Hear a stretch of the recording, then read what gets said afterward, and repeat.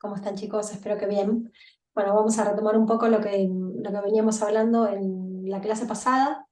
La clase pasada hablamos de las perspectivas antropológicas que gravitaron a lo largo de la historia de la humanidad, y entre ellas, la última que mencionamos y la que dijimos que nosotros desde la cátedra creemos que es la que más se acerca a la esencia del ser humano. La última que mencionamos era la perspectiva dialógica, ¿sí? Entonces, después de hacer un recorrido por el individualismo, por el colectivismo, llegamos a esta perspectiva en donde el otro aparece como constitutivo y fundativo del yo, ¿sí? No aparece como un ser anónimo, como pasaba en el colectivismo, y no aparece como un obstáculo, como se ve el individualismo, como ve el individualismo al otro como solamente algo funcional y algo que servía como medio para llegar a nuestros fines.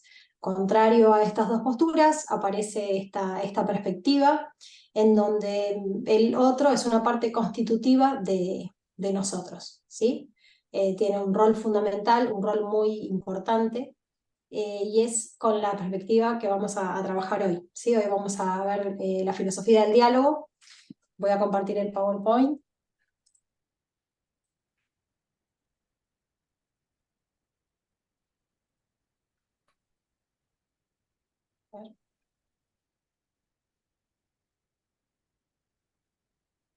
Bien, como hablábamos de esta crisis contemporánea en donde el colectivismo ya no se ve más, digamos, ya fue dejado atrás, y en donde todas las consecuencias del individualismo, como veíamos, la xenofobia, la devastación ecológica, el consumismo, el materialismo, crean esta crisis en donde nosotros con muchísimas cosas no nos sentimos cómodos y empezamos a buscar otras alternativas.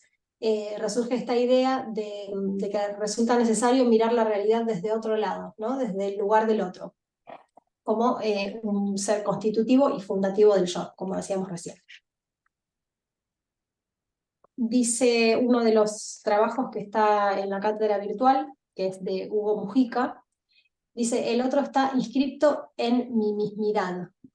Es una frase hermosa, ¿no? Que a lo que refiere Mujica en su texto es que dice que en nosotros, en cada uno de nosotros, hay un hueco, y ese hueco necesita ser habitado, y habitado por el otro, ¿sí? Y después vamos a trabajar también con un concepto en otra de las clases, que es la cosificación, ¿no? Ese otro, no tenemos que perder de vista que para la perspectiva dialógica, el otro no tiene que dejar de ser otro, ¿sí? Después vamos a trabajar un poquitito más con esto, pero el otro tiene que seguir siendo un suyo de sí, ¿sí? No necesito al otro como medio para mis fines, sino el otro tiene que seguir siendo otro, ¿no? Y no lo tengo que intentar poseer tampoco, ¿sí? Porque la posesión, las cosas son las que se poseen, no las personas. Entonces esto tampoco lo tenemos que perder de vista. Cuando pensamos en el otro, tenemos que pensar como en otra persona, suyo de sí, y reconocerla propia, en su propia persona, ¿sí? Y no hablamos acá tampoco de cercanía física, eh, porque muchas veces podemos estar lejos de otras personas e incluso encontrarnos. El otro, para ser otro, debe permanecer fuera de la órbita de mi poder, ¿sí? La relación entre dos personas con otra tiene que ser una relación desinteresada. Como decíamos, no tiene que ser tampoco una búsqueda de mí mismo en el otro, sino siempre reconociendo al otro como otra persona, fuera de mi poder. Esta perspectiva surge luego de la Primera Guerra Mundial por los horrores vividos, que contribuyeron a centrar más la atención en la persona, en su dignidad y en sus derechos. La clase pasada trabajamos con Martin Buber, que es uno de los filósofos del diálogo más reconocidos, Y en esta clase vamos a trabajar también con otro filósofo del diálogo, que es Alfonso López Quintás, y un filósofo del diálogo que llevó la bandera durante toda su trayectoria también es Héctor Negri, que bueno, trabajamos con sus escritos desde la primera clase y la vamos a seguir trabajando hasta la última. En la clase pasada hablábamos de las estructuras estratificadas. Carlos mencionaba que las cosas están, los animales y las plantas insisten es que viven, in es para adentro, ¿sí? Viven como fusionados en el entorno. En cambio, los seres personales, además de estar y de vivir, también existimos. Ex, como mencionaba Carlos, es para afuera, ¿sí? Nosotros, los seres personales, tenemos la posibilidad de salir para afuera, de salirnos de nosotros mismos para buscar ese encuentro con el otro. Como venimos diciendo también, esa es una posibilidad. Nosotros, por nuestra libertad, tenemos la posibilidad de abrirnos hacia el otro o de cerrarnos en nosotros mismos. En esta clase vamos a ver un poco las consecuencias de ese abrirse hacia el otro y las consecuencias de ese cerrarse. El ser humano no puede existir fuera del encuentro.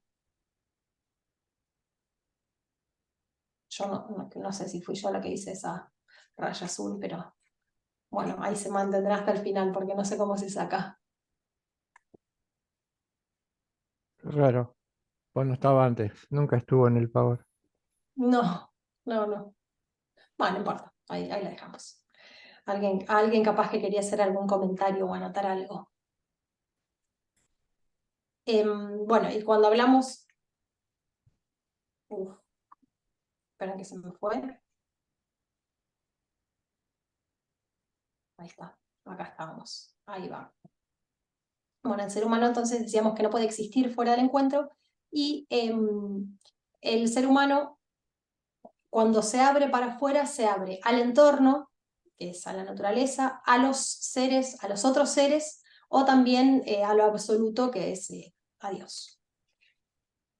Esas son las aperturas de los seres humanos.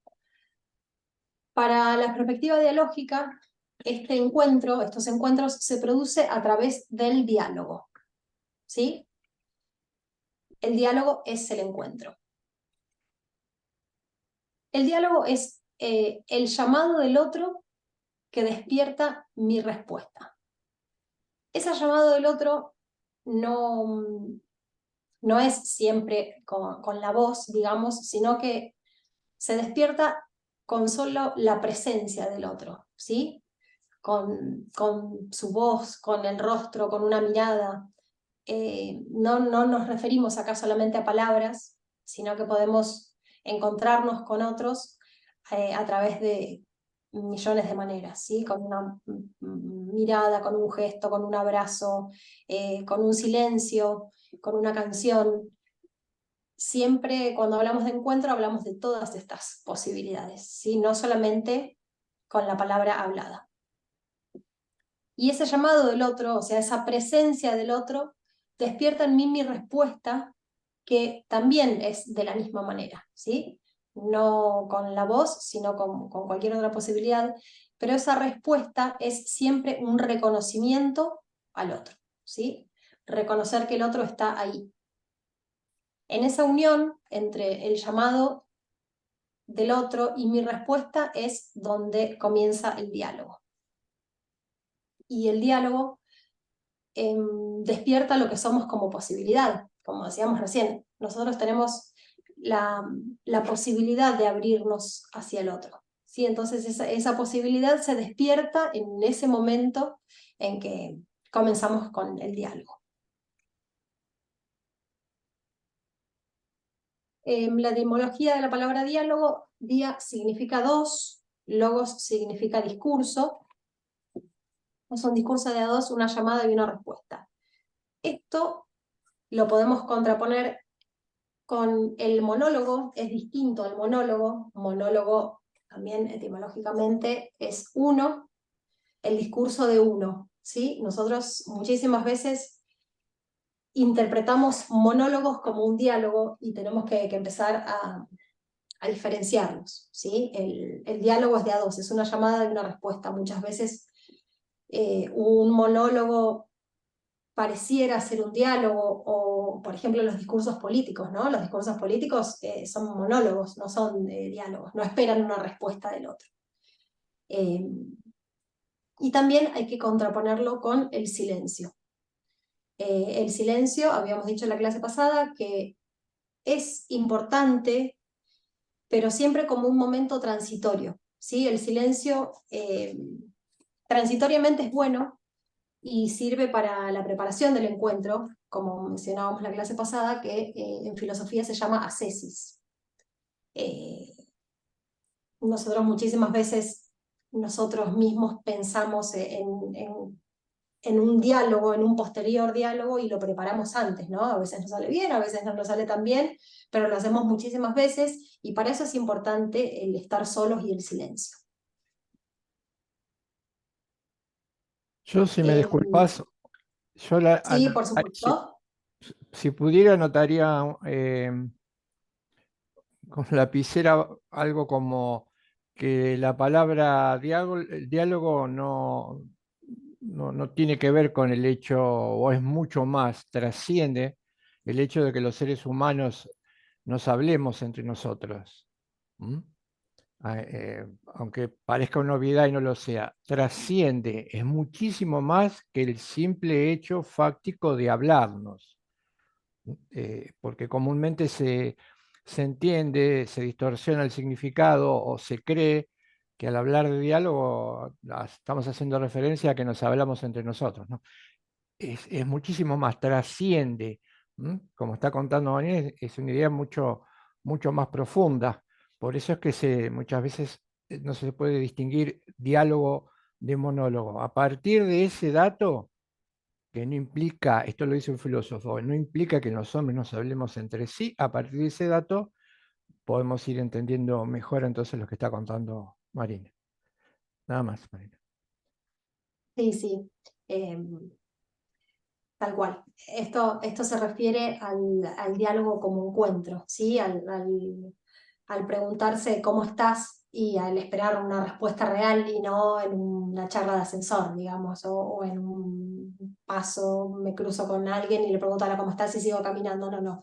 Es siempre esta intención de ese llamado y esa respuesta y el esperar la respuesta y construir juntos un discurso, digamos. Se refiere a eso. Y acá siempre me gusta traer también el ejemplo de lo que pasa con las redes sociales, ¿no? Nosotros estamos inundados de charlas, entre comillas, en redes sociales y eso tampoco es un diálogo. Nosotros en las redes sociales no, no hacemos una llamada esperando una respuesta real. Entonces, esos momentos que nosotros estamos en las redes sociales y que pareciera que conversamos con otros en las redes sociales, no son un diálogo real, ¿sí? Entonces hay que empezar a rescatar esos momentos de diálogo, pero los momentos de diálogo genuino, de empezar a pensar en el otro, a buscar ese encuentro entre nosotros, entre los seres personales, pero bueno, de una manera distinta, no de la manera que estamos acostumbrados en el día de hoy, a esas charlas sin mucho sentido. Pero bueno, a esto se refiere esta postura.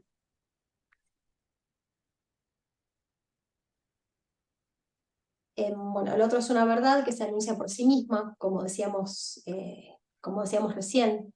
La sola presencia del otro ya reclama de mí un reconocimiento, ¿sí? Cuando el otro está, eh, significa que tengo que prestarle atención, ¿sí? Que tengo que reconocerlo en su autonomía, en su libertad, y cuando el otro con su presencia me dice acá estoy, tengo que responder a ese acá estoy.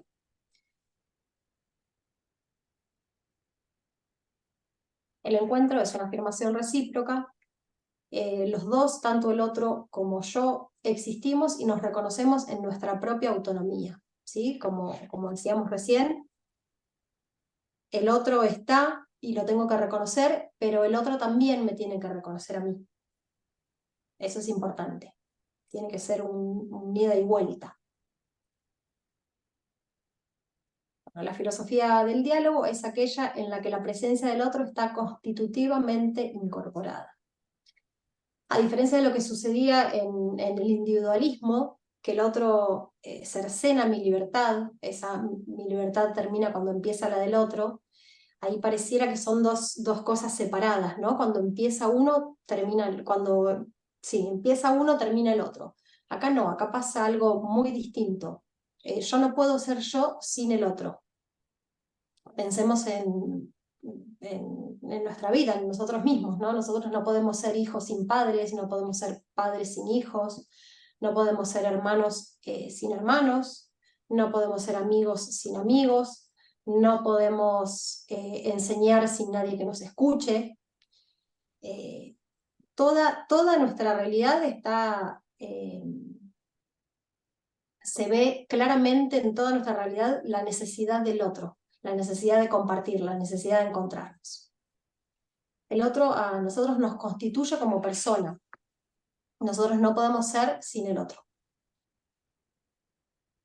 Acá volvemos a este carácter proyectivo del ser personal, de que hablábamos de que es un ser haciéndose desde el momento, incluso desde antes de nacer, nosotros nos estamos haciendo y para la perspectiva ideológica ese hacerse es en el encuentro con los demás. ¿Sí? Nosotros desde antes de nacer hasta nuestro último día nos estamos haciendo en los encuentros con el resto.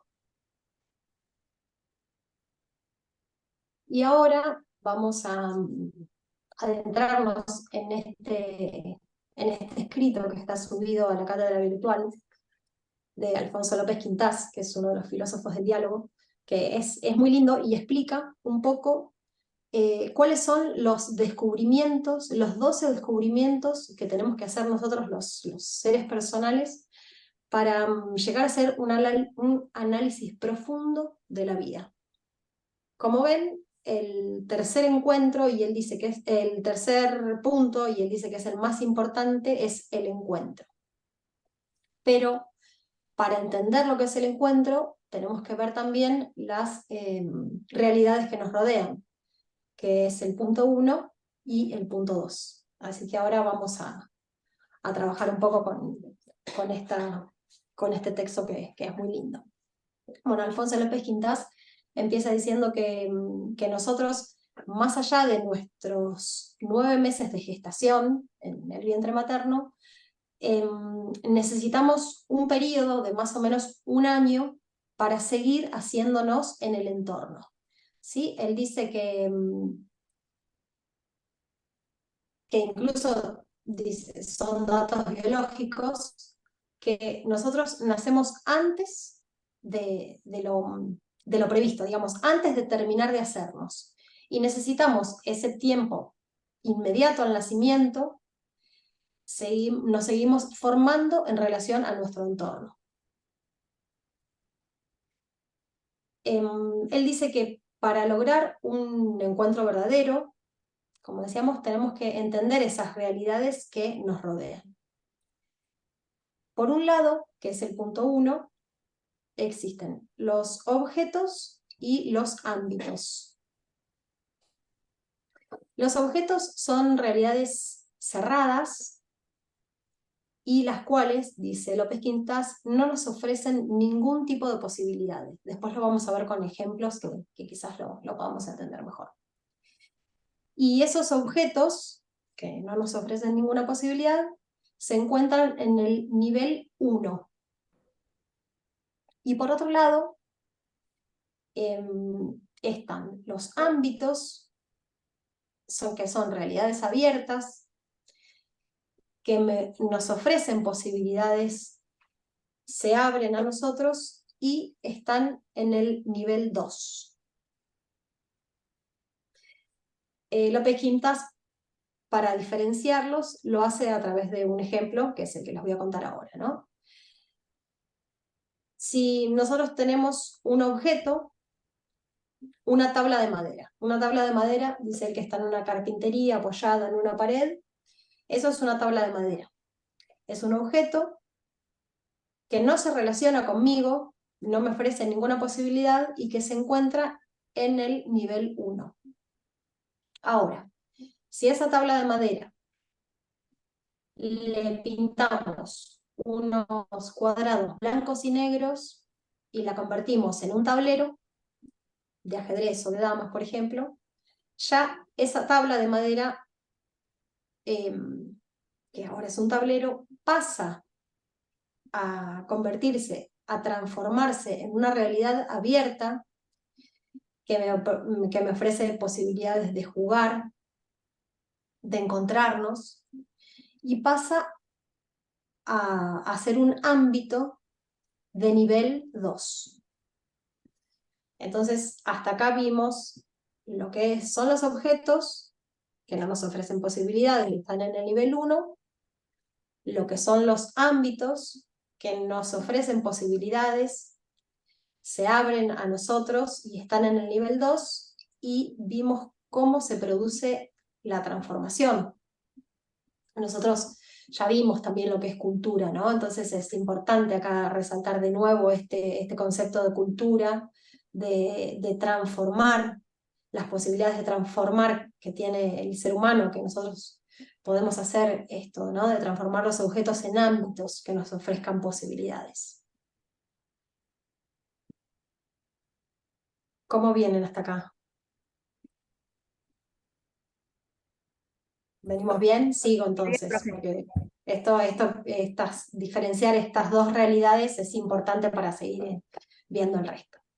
Si me Bueno, si bien permitís una seguimos, línea, sí, por supuesto, si me Carlos. permitís una línea, tengan en cuenta que esto que se está contando en terminología más técnica tendría que ver con una teoría del conocimiento. Lo que está planteando López Quintás es qué es lo que conocemos, qué podemos conocer cuando salimos al mundo, lo que se llamaría técnicamente una teoría del conocimiento. Él nos está contando qué es lo que podemos conocer.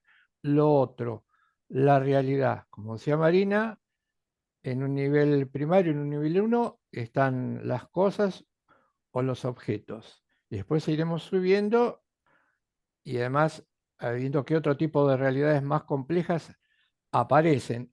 Esto es, no está de más decirlo y es importante porque hay una diferencia enorme entre lo que propone, por ejemplo, la cosmovisión individualista o la cosmovisión moderna respecto de la realidad, que lo que propone una teoría como la que estamos contando ahora. Para la teoría moderna, para la lectura individualista, el conocimiento se va a reducir exclusivamente a una función del propio yo respecto de aquello que se encuentra con aquello que se cruza, pero que nunca va a pasar el nivel de objetos. Para una lectura individualista, la única realidad es el yo y todo lo demás, y a veces las mismas personas, son considerados objetos. Es decir, nunca pueden salir del nivel 1 como estaba contando Marina. Por eso la diferencia entre una tabla y la posibilidad de que esa tabla se convierta en un ámbito, en un espacio de juego que permita interactuar. Esa es la diferencia clave que López Quintás intenta de mostrarnos respecto a la cosmovisión habitual, a la cosmovisión moderna, o si se quiere también a un punto de vista individual, ¿no? Sí, Marina, sí, por favor. Bien. Bueno, también Alfonso López Quintás remarca la diferencia entre el ser humano y los animales, ¿no? Él dice que los animales están fusionados con el entorno y no tienen esta posibilidad de acercarse, de encontrarse. En cambio, el ser humano, por su propia libertad y esa posibilidad de actitud de cierre y de apertura, esa distancia con el entorno es lo que le permite acercarse y encontrarse. Y ahí diferencia esta relación de cercanía que podemos tener los seres personales crear esa relación de presencia ante el otro, distinto a la relación de lejanía. Pero esto, vuelvo a repetir, no tiene nada que ver con la cercanía física, ¿sí? Y esta distancia originaria que tenemos los seres personales es lo que nos permite también tener esa posibilidad de acercarnos. Entonces, como decíamos, hasta acá vimos las dos formas de realidad, los objetos y los ámbitos, las dos actitudes que puede tener el ser humano frente a estos, ¿no? López-Quintás dice que con los objetos nosotros tenemos la relación de dominación y la relación de apego, de manejo. Nosotros a los objetos los manejamos y los dominamos. En cambio, los ámbitos ya generan otro tipo de actitud, ¿sí? Genera la actitud de respeto y de colaboración respetuosa, dice. Entonces, esa también es otra de las características de estas dos realidades. Y también vimos lo que era una transformación, de cómo se transforma un objeto en un ámbito y ese paso del nivel 1 a nivel 2. Y ahora lo que vamos a ver es el punto 2. Dice López-Quintás que los ámbitos, además, tienen esta posibilidad de generar experiencias reversibles, ¿sí? Como todo lo reversible es de un lado y del otro. También se los voy a explicar con un ejemplo, así lo podemos entender mejor. Estas son experiencias de doble dimensión. Él pone como ejemplo el siguiente. Si hay un poema escrito en un libro que nosotros tenemos en una biblioteca, ese poema no está dentro de mi entorno, digo, dentro de mi órbita, y no me relaciono con él.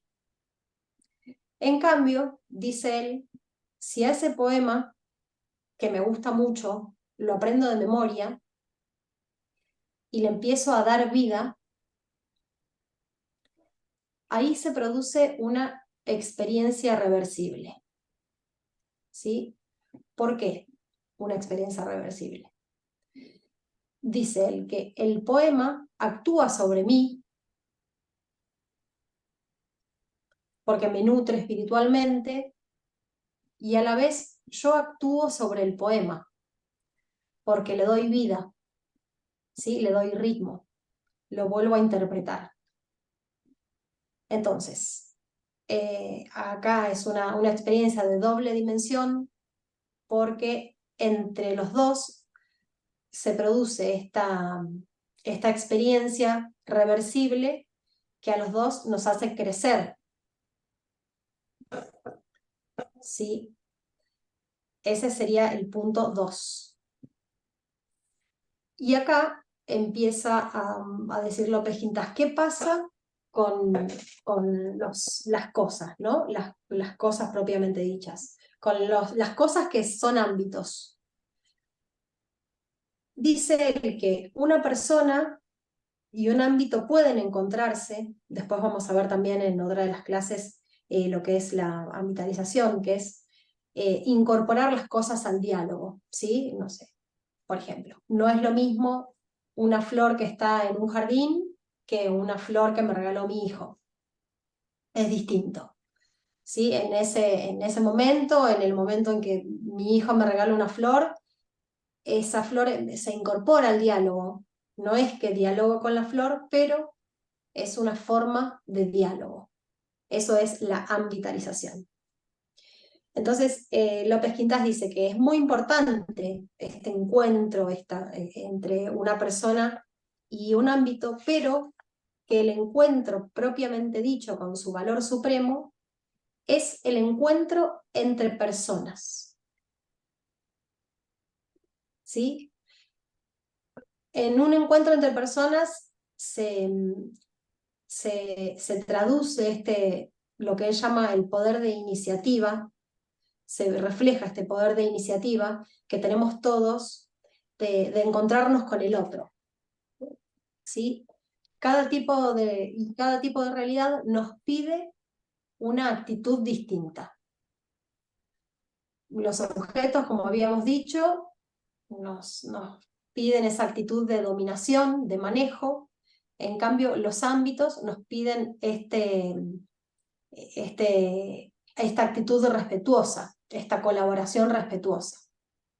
Entonces, cuando dos personas se encuentran, que es el valor máximo, el valor supremo, como dice él, ahí la otra persona me pide esa actitud de colaboración respetuosa, y él dice que en ese momento, cuando las personas se empiezan a relacionar, cuando se produce el encuentro, él dice que damos un salto cualitativo en nuestra calidad de vida. Él lo define así. Y a partir de ahí, a partir de ese encuentro, es donde se abren todos los otros descubrimientos de los que habla López Quintás. Él dice que esa capacidad que tenemos los seres personales de encontrarnos es una virtud, es un valor, perdón, y los valores asumidos, ese valor asumido como una forma de conducta, se convierte en una virtud. Y dice López Quintás que si nosotros llevamos una vida virtuosa, asumiendo como forma de vida esta conducta, esta creación de encuentros, él dice eso, que nos da alegría y nos da felicidad, y hasta su valor más alto, que es el éxtasis. En cambio, cuando nosotros tenemos una actitud de cierre, en donde nunca llegamos al nivel 2 a encontrarnos, sino que todo lo vemos en el nivel 1, tanto a las cosas como a las personas, no tenemos esa capacidad de crear formas de encuentro. Porque como vemos, si nosotros a las personas las vemos como objeto en ese nivel 1, en donde no nos ofrece posibilidades de encontrarnos, en donde nos reclama, vemos y pensamos que nos reclama una actitud de manejo, ahí nunca puede producirse un encuentro. Y entonces de esa manera se pierde todo lo bueno de lo que habla López Quintás, que nos abre las posibilidades de encontrarnos, ¿no? De esa alegría, de ese entusiasmo, de esa felicidad.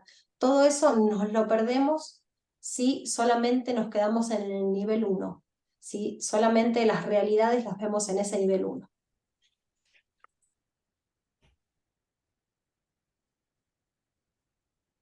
El encuentro no se reduce a la mera cercanía física, es lo que hablábamos hoy, ¿no?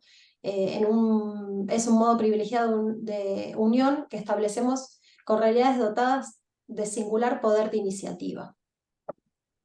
López Quintás, en otro de los escritos, explica un poco de lo que es este poder de iniciativa, y también lo da con un ejemplo, ¿no? El poder de iniciativa es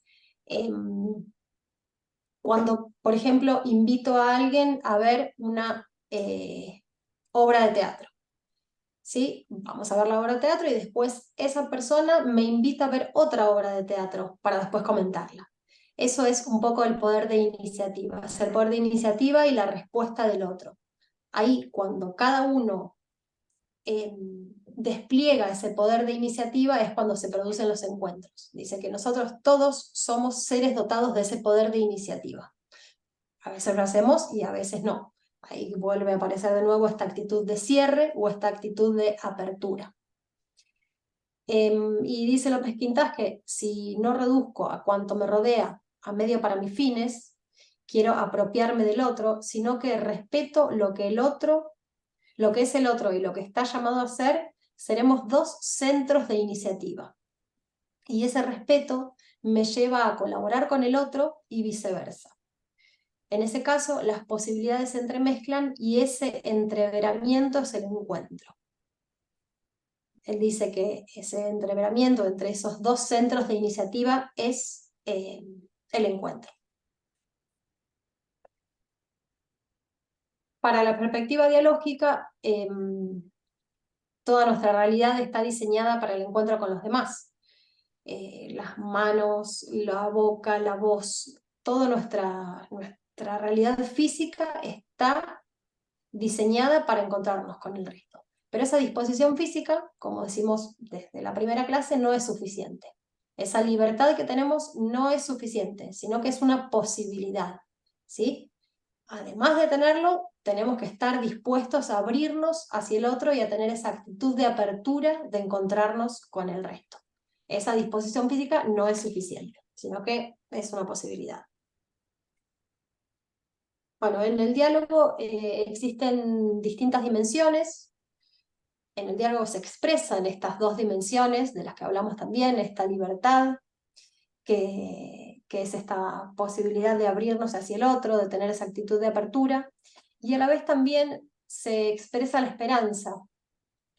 Cuando nosotros dialogamos con los otros, lo hacemos con la esperanza de llegar a una verdad más grande, ¿sí? De acercarnos a la verdad. Entre lo que nosotros aportamos y lo que aporta el otro, se despliega esa esperanza de llegar a una verdad. Y para la postura dialogal hay dos cosas de las que no hay dudas, que somos seres haciéndonos en el encuentro y que somos seres en el amor y el otro me constituye. De esto también ya hablamos. La esencia es el polo convocante a ser humano, lo que nos llama a ser más humanos. ¿Sí? La esencia es lo que algo es aquello que hace a algo ser lo que es. ¿Sí? Eso es la esencia, lo que nos hace ser. Y para la postura dialógica, la existencia, que es cómo desarrollamos el camino de nuestra esencia, es dialogal. ¿Sí? Para la postura dialógica, el ser humano tiene que existir, transitar ese camino hacia la esencia de una manera dialógica. Cuando el ser humano se encuentra con los otros, se acerca más a lo que él es como esencia. Después, con el desarrollo de las clases, quizás entiendan un poco más estos conceptos, ¿sí? Pero la esencia, como decíamos, es aquello que hace ser a algo lo que es, y la existencia es cómo desarrollamos ese camino hacia la esencia. Para la postura dialógica, eso se hace a través del encuentro. Bueno, nuestra existencia es dialogal, por eso es tan importante también cuidar al encuentro, cuidar al otro. ¿Sí? Acá aparece también un principio fundamental del derecho, porque, como dijimos, el encuentro nos hace desarrollarnos como persona, ¿sí? Por eso es importante cuidar al encuentro y cuidar al otro. Sócrates es considerado el padre de la filosofía del diálogo. Él, también lo veremos en clases siguientes, él se dedicaba a ir por todo Grecia hablando y conversando con todos, ¿no? Él vivía una vida llena de diálogo. Él iba y conversaba con todos. Por eso se lo considera el padre de la filosofía del diálogo. Y él descubrió el valor constitutivo de la existencia humana. Y describió sus notas. Él decía que el diálogo empieza en cualquier momento, ¿sí? Incluso antes de nacer. Con respecto a cuándo termina el diálogo, él dice que el diálogo no termina nunca. Y a esto no nos referimos que podemos hablar con los muertos, sino que después de que una persona muere, podemos seguir hablando de él, ¿sí? Podemos seguir hablando de ellos. Con respecto a quienes pueden participar de él, todos pueden participar de él. Eso es por el principio, él constituye ahí el principio de igualdad. Todos tenemos la posibilidad de participar de los diálogos, cualquier persona. ¿Y sobre qué temas puede dialogarse? También sobre cualquier cosa, ¿sí? Y siempre en pos de esa búsqueda de una verdad más grande. Y este rasgo de hacerse en el diálogo es básico para el derecho, porque nuestra responsabilidad en todo esto es no dañar al otro, ¿sí? En próximas clases vamos a ver unos ejemplos o una problemática que se presenta cuando nosotros tenemos una actitud de cierre hacia el otro como persona y cuando no podemos generar esta relación de encuentro, lo mal que puede hacerse a los seres humanos cuando no los vemos como personas, sino que, por ejemplo, los vemos como cosas. Así que no se olviden de estas características, de estas actitudes que se manejan en el nivel 1, porque vamos a volver con esta idea en clases futuras. Bueno, ¿tienen alguna duda? ¿Quieren conversar de algo? ¿Algún ejemplo que se les ocurra? Yo sí, previo a que te pregunten o algo, si me permitís, porque hoy de casualidad estaba hojeando unas revistas y para contraponer esto que nosotros estamos contando ahora, la perspectiva dialogal, el diálogo, de la mano de uno de los filósofos más importantes del diálogo, continuador, discípulo de Martin Buber y explanador de las ideas básicas de Martin Buber, que después tal vez retomemos. Y lo que primero se me ocurre, ya que habíamos hablado del individualismo, es que hay un contraste muy fuerte al plantear una lectura individualista, al leer a un autor dialógico y a otros autores y lo que ellos proponen. ¿Por qué hay un contraste muy fuerte? Porque creo que ya algo lo dijimos, pero esto nos puede ayudar a a entender mejor, que es lo que queremos que vean también el contraste. Nosotros somos hijos directos de Occidente, de la sociedad moderna de Occidente, y claramente hijos directos de una lectura individualista. ¿Mm? Si bien el individualismo a veces se contrapone o se cruza con el colectivismo, no hay ninguna duda que nuestros orígenes son y siguen siendo crudamente individualistas. Por eso muchas veces la lectura de un pensador como López Quintás descoloca o parece quedar a contramano. Pero también, y esto es cierto, hay que ver lo siguiente. eh, ¿Por qué hay mucho? ¿Por qué hubo? ¿Y por qué el individualismo ha mutado de diferentes maneras y sigue existiendo? Porque ha habido todo un movimiento que ha generado, intenta generar y mantener subjetividades como las nuestras, alimentadas por el individualismo. Voy a hacer una breve referencia que me parece muy buena y tal vez estas líneas la transcribamos, pero me pareció importantísimo y quise buscar un párrafo muy puntual hay un pensador coreano que se llama Byung-Chul Han, eh, que nació en Corea del Sur en 1959, vive, escribe y piensa, y les voy a leer este pequeño párrafo que me parece es importante para reforzar el individualismo y por qué aparece el choque o por qué planteamos lo dialógico, por qué aparece desfasado. Brevísimo párrafo. eh, Tras la caída del muro de Berlín en 1989, se inicia, como sabemos, la posguerra fría. En una aceleración vertiginosa del tiempo histórico, quizá nunca antes hemos pasado de las revoluciones industriales decimonónicas, siglo XIX, a la gran revolución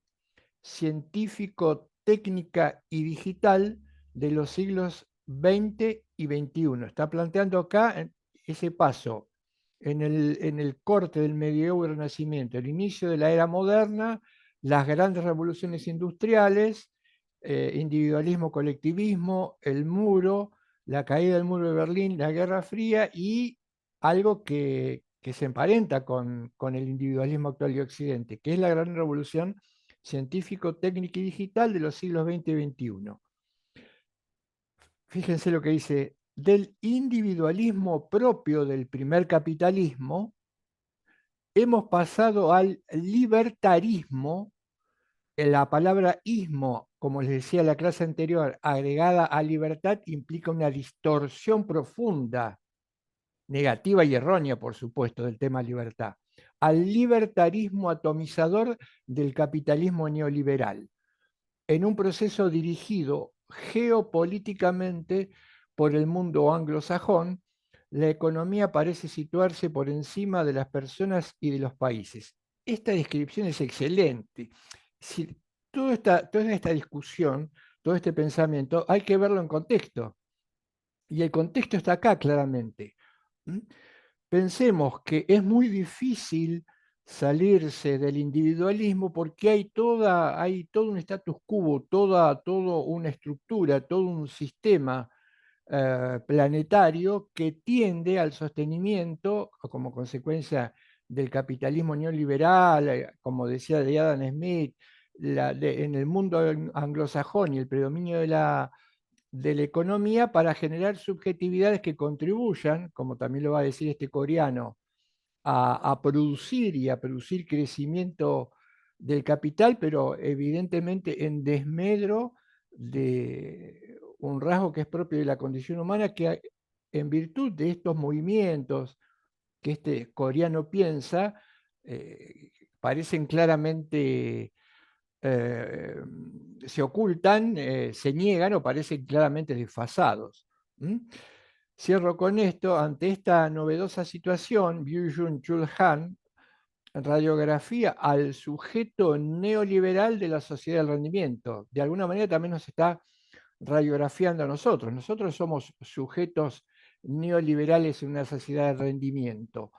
Su crítica no la realiza desde el marxismo, al que considera incapaz de explicar el neoliberalismo, sino más bien desde un cierto eclecticismo filosófico que sería vagamente antimoderno.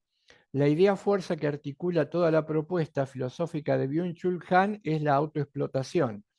El hombre actual se explota a sí mismo hasta el agotamiento. Acá lo voy a dejar planteado, lo podemos discutir, es un tema muy interesante. Acá está la matriz, por este genial pensador coreano, la matriz de lo que se llama el emprendimiento, el emprendedor, el que cree que puede valerse a sí mismo y se proclama como se vale a sí mismo, no depende de nadie y en última instancia es, es su propio empleado. Esto que tiene que ver, que se escucha mucho, Daniel Blanco Byung-Chul Han dice, el hombre actual se explota a sí mismo hasta el agotamiento.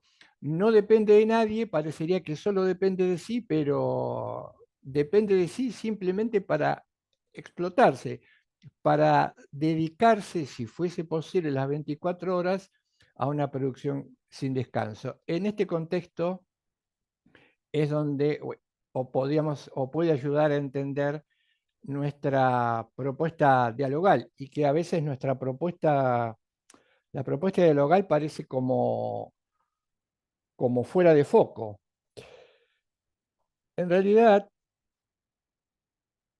eh, no es que esté fuera de foco, y la perspectiva lo que trata de hacer es recuperar todos estos autores, los españoles, autores latinoamericanos, como los que nosotros mostramos, este autor surcoreano que es importante, aunque de hecho no lo desarrollamos, pero recomiendo su libro porque es una lectura muy estimulante, porque precisamente radiografía lo que nos pasa a nosotros como sociedad.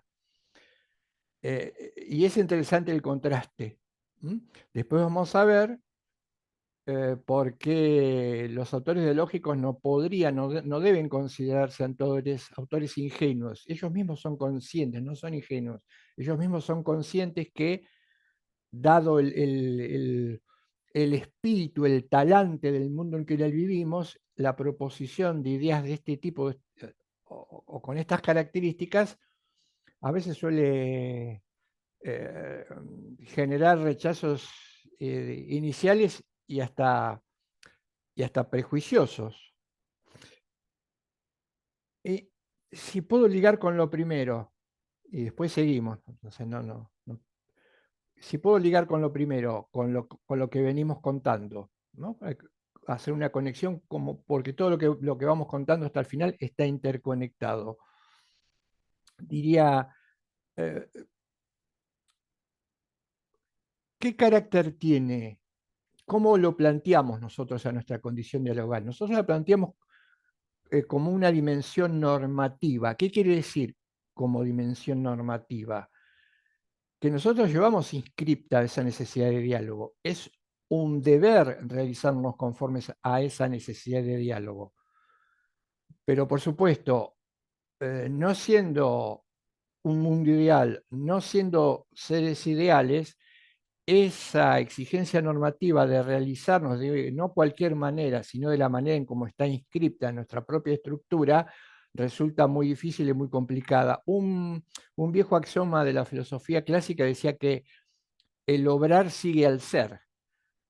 ¿Qué querían decir los clásicos con que el obrar sigue al ser? Que los seres humanos tendemos o actuamos conforme, a veces sí, a veces no, pero deberíamos hacerlo, intentar hacerlo en todas las ocasiones, conforme a lo que hoy denominaba Marina nuestra esencia.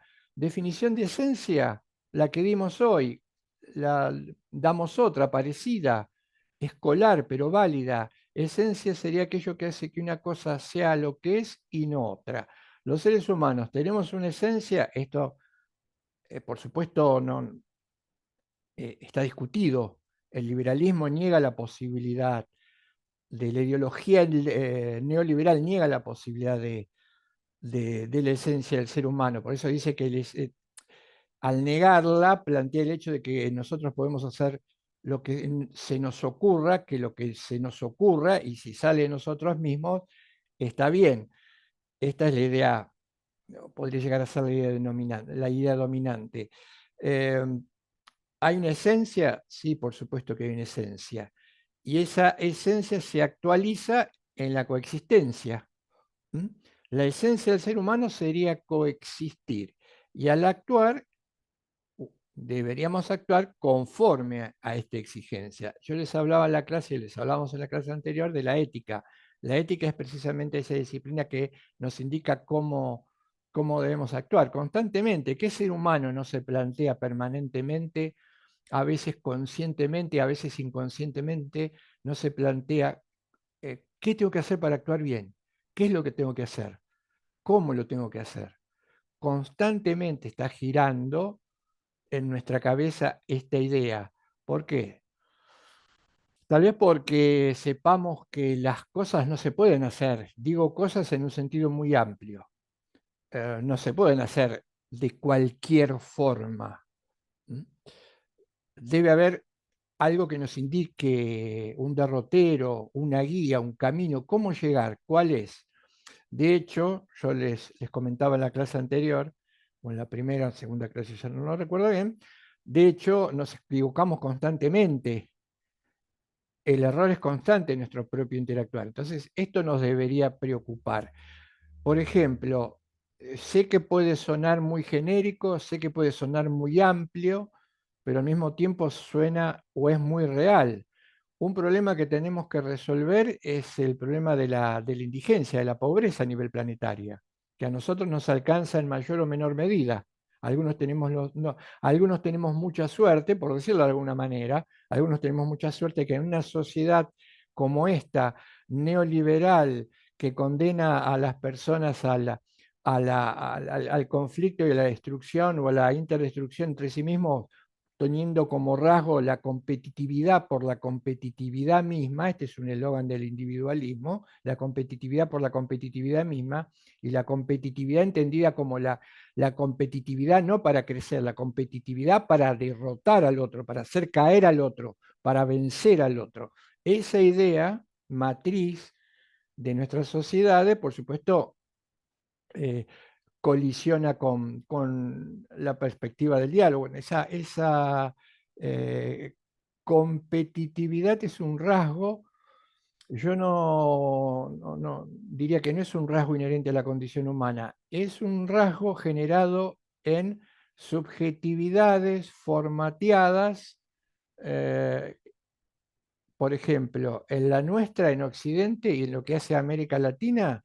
¿Cuándo empezó a formatearse la subjetividad individualista? Y empezó en el año 1492, con la invasión y la destrucción de parte del planeta por los países colonizadores, por los que eran las primeras potencias en el mundo: Portugal, España, luego Inglaterra y Estados Unidos. Ahí comienza una era de devastación, de destrucción del otro, de la cultura de los otros. América Latina lo ha padecido, y en esa destrucción aparece no el yo pienso de Descartes, sino el yo conquisto. Descartes decía: yo pienso, lectura individualista. Con Colón y todos los demás conquistadores aparece el yo domino, el yo conquisto.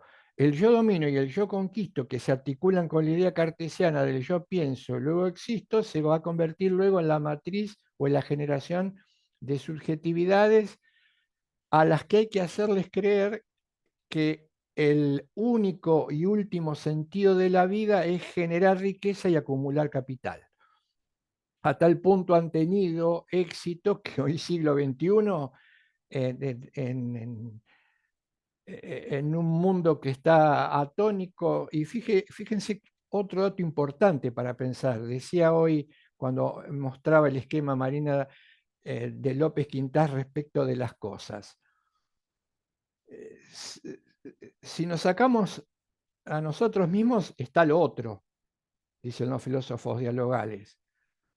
Me excluyo, ¿y qué queda? Queda lo otro. Y lo otro es fundamentalmente el planeta, el cosmos, el universo, la naturaleza, el sistema, la ecología. Ahora, fijémonos cómo, a partir del pensamiento científico tecnológico, el crecimiento, la revolución industrial, la enorme aparición de la técnica y de la ciencia, lo otro, que es el entorno, es vilipendiado, es visto como una mera cosa, que solo hay que explotar, que solo hay que usufructuar, que solo hay que invadir, incluso rompiendo los ritmos de la propia naturaleza. El ser humano rompe constantemente los marcos de la propia naturaleza. ¿Reconoce al otro? No. ¿Hay un reconocimiento del otro como entorno? No, simplemente hay explotación,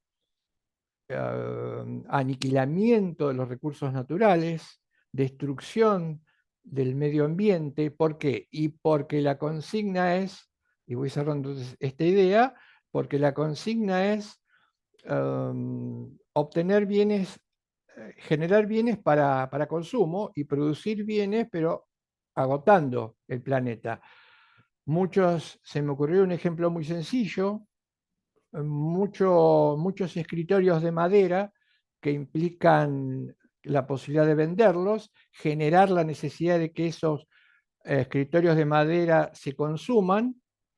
eh, por eso en la sociedad del consumo el escritorio de madera es para nosotros algo indispensable, creemos que es algo indispensable para poder vivir felices y con sentido, y entonces esto habilita a talar o voltear medio Amazonas o la mitad de Brasil y deforestar simplemente para aumentar la tasa de ganancia. Tienen un ejemplo claro de, del contexto, de lo actual.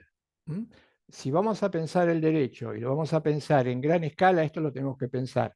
Si no pensamos el derecho en cualquiera de las maneras en cómo lo pensemos, desde el primero hasta el último, hasta el final, estamos pensando cualquier cosa. y no hay nada peor que pensar algo fuera de contexto. Y me animaría a contarles algo más, a darles otro dato para que lo piensen y para que reforcemos un poco lo que estamos contando, para que nos crean un poco más lo que estamos contando. Lo que estamos contando es, el hombre va a volcar en el derecho de alguna manera cómo se percibe a sí mismo. En una sociedad individualista aparece un pensador del derecho como Kelsen. ¿Puede usar a este autor como ejemplo? ¿Pueden usar a este autor como ejemplo de la tesis que ustedes postulan iniciática o definitoria del derecho? Vamos a usarlo como ejemplo, Kelsen.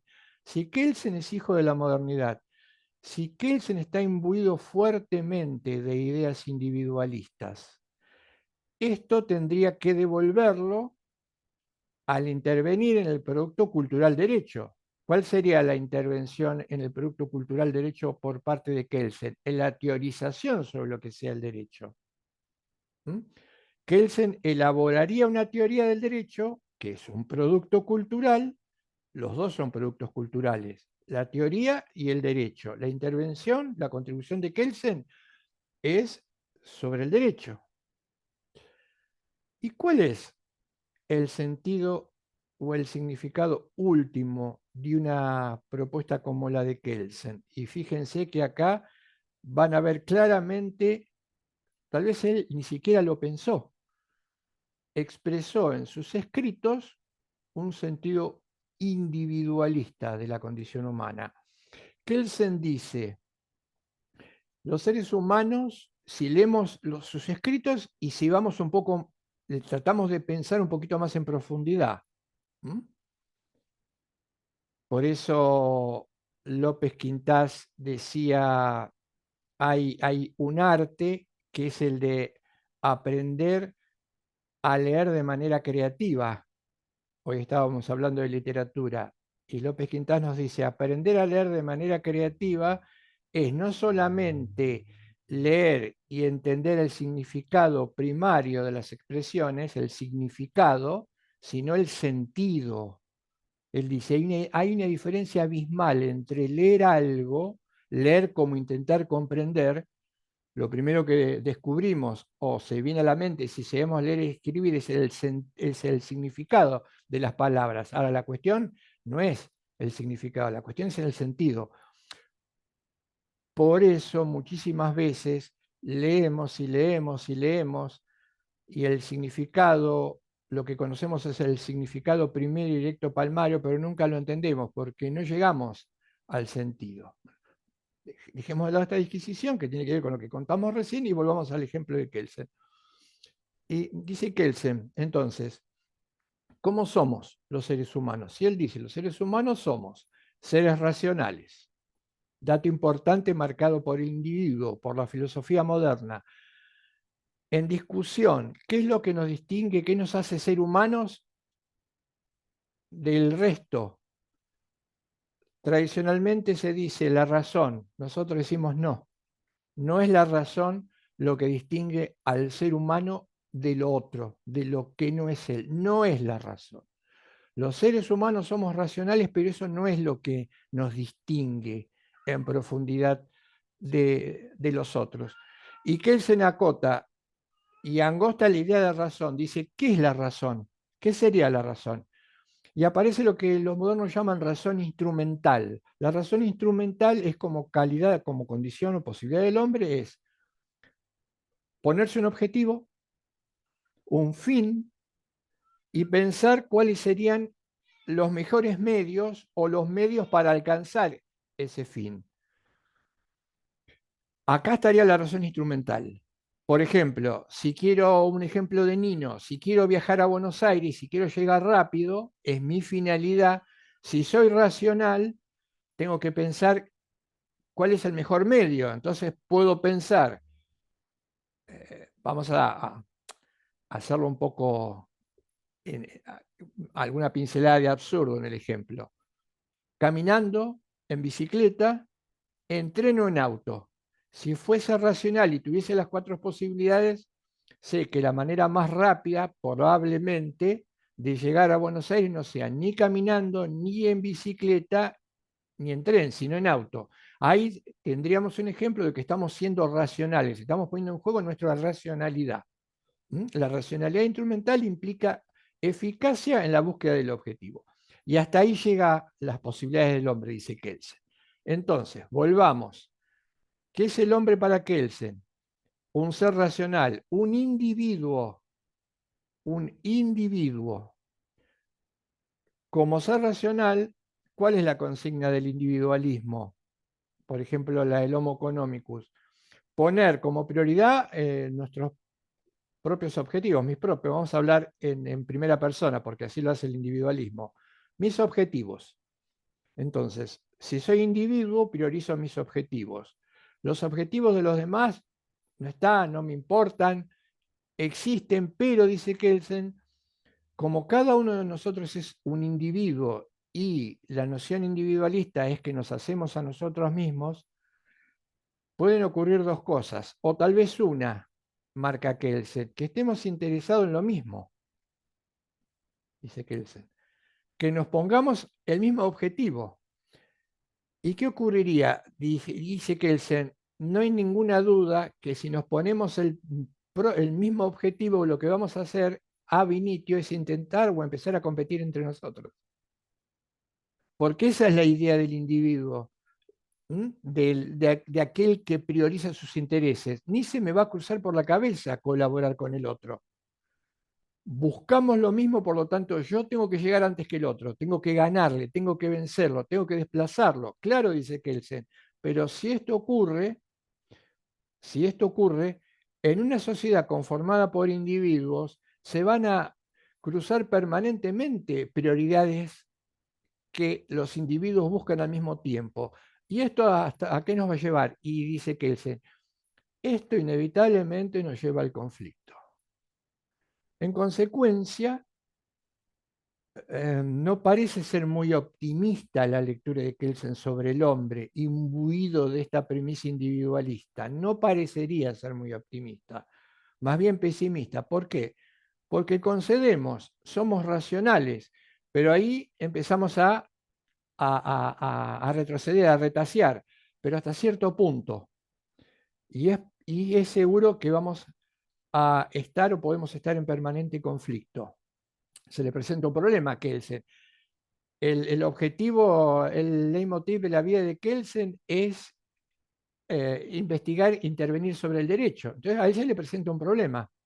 ¿Cómo generamos una convivencia entre seres, entre individuos que necesariamente van a terminar compitiendo entre sí, compitiendo no en el sentido de una lid caballerosa, compitiendo en el sentido de eliminarse y apropiarse primero de aquello que deciden conseguir? Ya lo marcaba la economía de Adam Smith con el Homo economicus. ¿Cómo hacemos? Entonces, él piensa, y la única manera, él piensa, me imagino yo que Kelsen pensaría en función de lo que luego escribió y dijo, pensó, él pensaría, qué difícil va a ser la convivencia, qué difícil va a ser armonizar intereses, prácticamente imposible, aún siendo racionales. Se le prende la lamparita, a su cabeza individualista se le prende la lamparita y dice, la única solución es controlarlos. La única solución es que me controlen. Lo único que puede ayudar a que no nos eliminemos en todas las variables del arco que permite la explosión, que no nos eliminemos, es que nos controle. Porque claro, la cabeza funciona para buscar los medios, pero no funciona para generar una sociedad justa. Porque Kelsen dice, el hombre no sabría cómo generar una sociedad justa, si es posible que exista una sociedad justa, porque lo justo sería un fin. Y el fin, ya dijo él, está fuera de la racionalidad del hombre. Sobre los fines no se puede discutir, piensa Kelsen. No hay posibilidad de discutir. Entonces, la única manera de convivir es controlar. ¿Y cómo lo vamos a controlar? Fíjense, estamos en un momento en donde ciencia y técnica han explotado hasta el infinito. Entonces él dice, necesito un medio para que no se produzca el conflicto. Ese medio va a ser el derecho. Y allí, y en consonancia, viene la famosísima explicación, definición, conceptualización individualista, aunque no se lo dice o no se lo decía cuando se lo contaba, y se lo explicaba, del derecho por parte de Kelsen. El derecho, dice él, es una técnica de control social que consiste en normas que emanan de autoridad competente. Y una norma, dice Kelsen, es, o en qué consiste la norma jurídica. La norma jurídica es un acto, fíjense las palabras que usa Kelsen, es un acto de voluntad destinado a inducir el comportamiento del otro.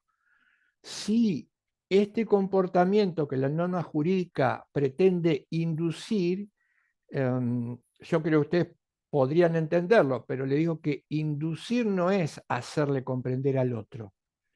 Inducir es con medios engañosos, subliminales o camuflados o con coacción directa, es decir, hace esto porque si no te doy.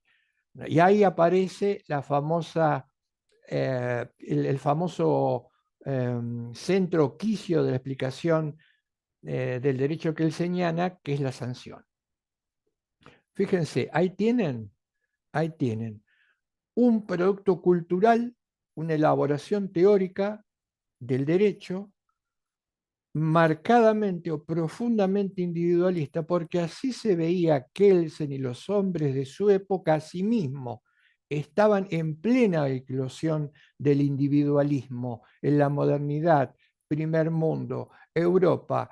Entonces, si se ven marcadamente individualistas, y esta es una lectura que tal vez si la hubiéramos podido contrastar con este autor, él le hubiera dicho que no era pesimista, tal vez le hubiera dicho que era optimista.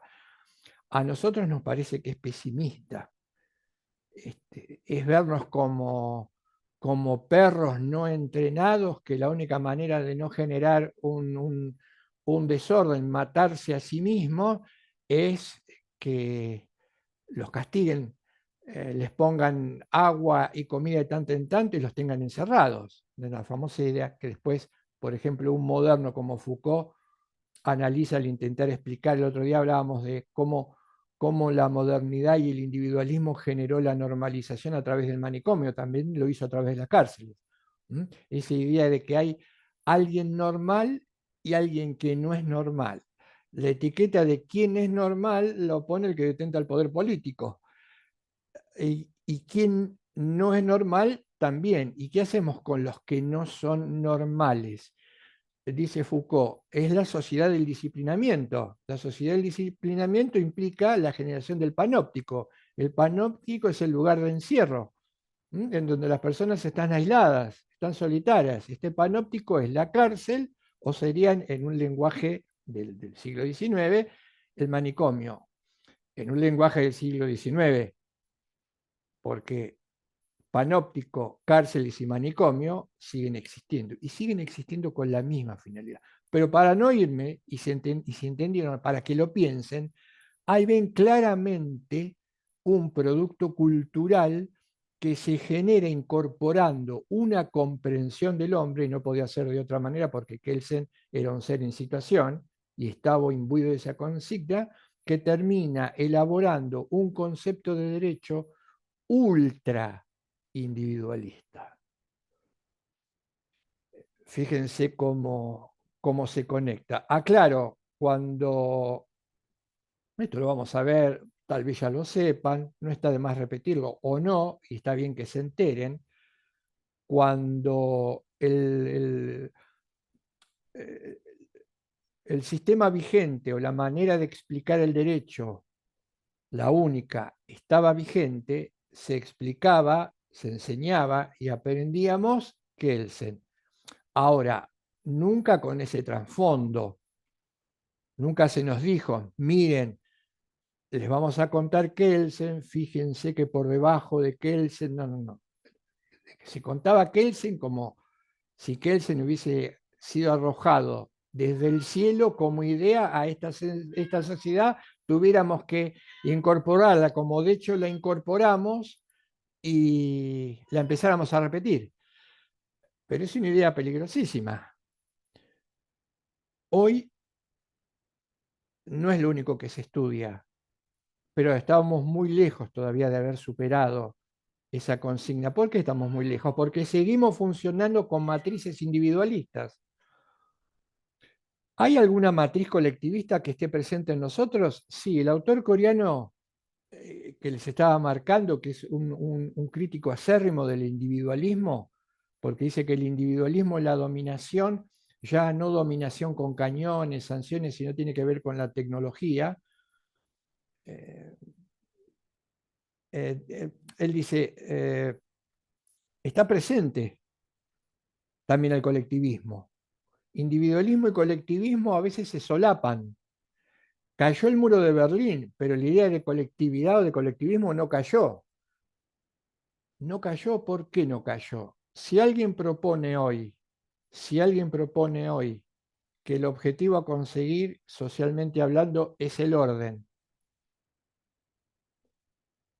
pero no dice nada más, por de pronto, no dice cómo ni de qué tipo de orden, sino que el orden es muy importante y aparece tímidamente, hay que saber leer, no solo creativamente, sino diría Martin Buber, para intentar ser inteligente, que es dificilísimo, y en cuentagotas hay que respetar la etimología de la palabra inteligencia, que viene de intellectus.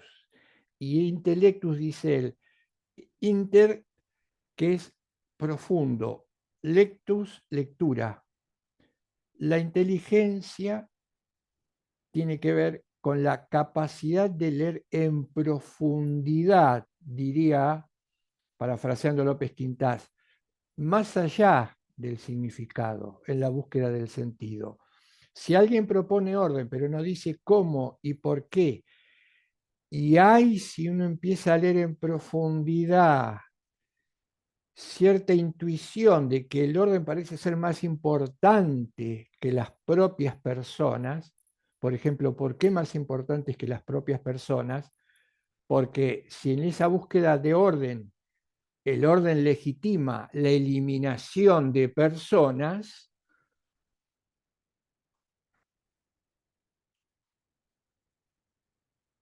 entonces estamos ante una propuesta colectivista, peligrosísima, como también es peligrosísima las consignas individualistas. Fíjense, hoy, el ejemplo del orden es del siglo XXI, hoy, siglo XXI, pueden coexistir al mismo tiempo lecturas individualistas, somos competitivos, nos hacemos a nosotros mismos, con perspectivas colectivistas. El orden es lo fundamental, lo más importante es el orden y en última instancia el orden amerita o legitima eliminar personas, que además como propuesta, yo diría, es una propuesta que se echaría de patadas con el propio derecho, siempre y cuando la percepción que del derecho tengamos sea la adecuada. Si nosotros somos o tenemos una lectura del derecho estilo Kelsen, yo no diría que automáticamente vamos a adherir a esta propuesta, pero podríamos hacer el razonamiento que hace Kelsen y terminar convalidándolo. ¿Qué diría Kelsen de esta propuesta? Kelsen diría, no podemos discutir qué es lo que sea el orden, porque usted está planteando el orden como un fin. Es una cuestión de racionalidad práctica, de sabiduría práctica. ¿Entienden? La inteligencia o el conocimiento es el medio y el fin. Ahora, si yo dejo de lado el fin, porque vamos a ponerlo en términos un poco criollos, la cabeza no me da, no era la expresión de Kelsen, pero en criollos, o coloquial, si la cabeza no me da, me quedo nada más que con la racionalidad, como diría Kelsen, con la racionalidad instrumental. Entonces, le preguntaríamos a Kelsen, pero ¿no le preocupa el hecho de que una propuesta que establezca como finalidad a conseguir para una sociedad sea el orden y esta pueda, y este orden se tenga que conseguir necesariamente eliminando a otro que es diferente?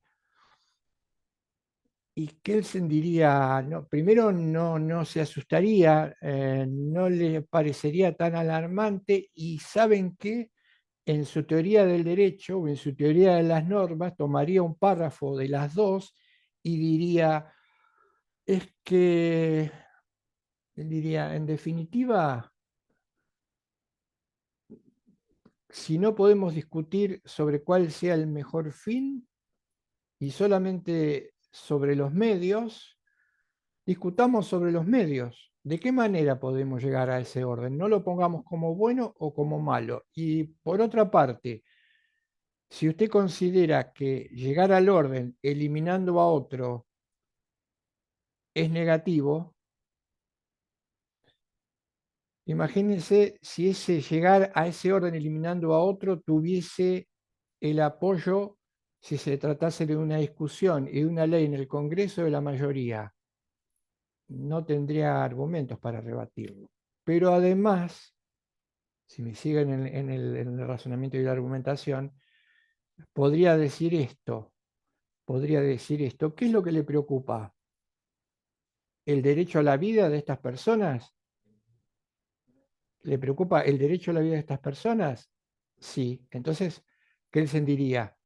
Entonces, tiene que fijarse si el derecho a la vida, esto ya sería hipotético, ¿no? Sería como en un diálogo, como un ejercicio. Si el derecho a la vida está establecido con anterioridad a esto, porque solo se tiene derecho a la vida si la legislación lo establece. Esto es lo que decía Kelsen, hablando de los derechos humanos. Los derechos humanos, la vida era uno de ellos, la posibilidad de disentir era otro, la posibilidad de expresarse libremente era otro, la posibilidad de protestar era otro. Si esos derechos ya no están fijados de antemano, usted no tiene derecho alguno. Por eso, y cerrando esta pequeña pequeña disquisición, pero con un ejemplo claro y concreto y práctico de lo que proponemos, de por qué hablamos tanto del individualismo y por qué la perspectiva dialógica es la que pensamos adecuada. Estos son ejemplos concretos. Esto es derecho nuestro, este derecho es hecho, esto es vida, es contexto, esto es pasado, esto es presente en maneras de explicar el derecho. Es ultra relevante, más allá de que aprender, más allá de aprender de algo que sería muy fácil como memorizar algunas reglas, algún código o algún artículo. Si atenta claramente contra la idea de derechos humanos. Después vamos a ver si tenemos tiempo, cuáles son las contradicciones que se ven claramente en un mundo como el nuestro, siglo XXI, claramente las contradicciones entre el discurso de los derechos humanos y la práctica de los derechos humanos. Cuando uno aguza un poco el oído, la vista y la percepción, va a descubrir que hay enormes contradicciones entre propuesta discursiva de derechos humanos y la realidad de los derechos humanos. Hay una explicación, como todo, pero que hay que trabajar y hay que indagar, y por eso estamos tratando de darles herramientas para que ustedes empiecen a pensarlos, no nosotros o alguno, a veces uno está gastado, que está gastado implica que le quiere sacar brillo, frota algo, pero a lo mejor eso que frota ya dio el brillo, poco, algo, nada. Pero hay cabezas, mentes nuevas, jóvenes, frescas, que si uno frota y le saca brillo, pueden ir mucho más lejos. ¿Mm? Esa es la encrucijada o ese es el desafío para generaciones nuevas como ustedes que se están preparando en derecho. Bien, nos salimos un poco de lo dialógico, pero para contrarrestarlo con el individualismo, el cuadrito. Este rasgo de hacerse en el diálogo es básico para el derecho. Y dice abajo, nuestra responsabilidad es no dañar al otro. El rasgo de hacerse en el diálogo es básico. Sí. ¿Saben quién pensó mucho y escribió mucho sobre ese principio de no dañar al otro? Es un filósofo, un pensador que también se estudia, se cita mucho en la facultad. No es Adam Smith.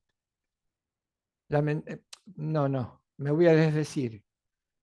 No lo alcanzó seguramente a tomar la grabación. Es anglosajón. Eh, el sistema nos mete a los pensadores anglosajones por todos lados, no es porque no digan cosas importantes. Lo que pasa es que el problema es lo que omite. Tenemos enormes cantidad de pensadores no anglosajones, latinoamericanos, que están intentando pensar algo que en otro momento otros de una latitud que no era la nuestra pensaron. Por eso es que absorbimos e importamos el derecho según la óptica que él señala. No dañar al otro. ¿Alguien se acuerda? No recuerdo si era bien un pensador romano.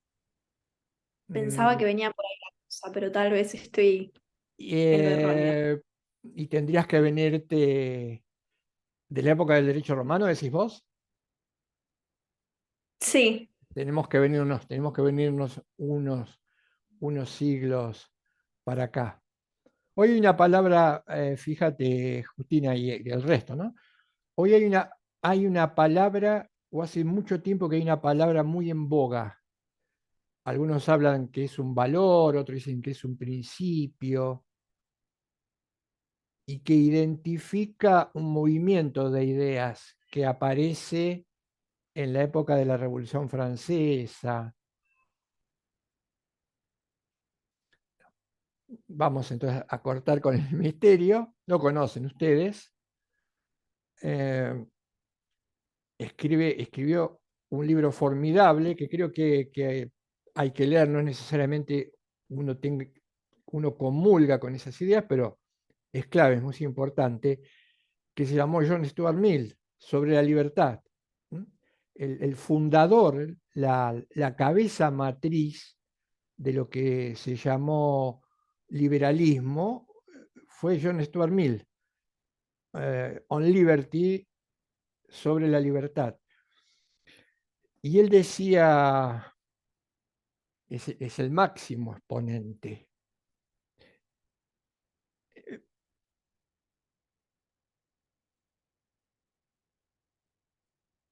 Si a mí me gustara,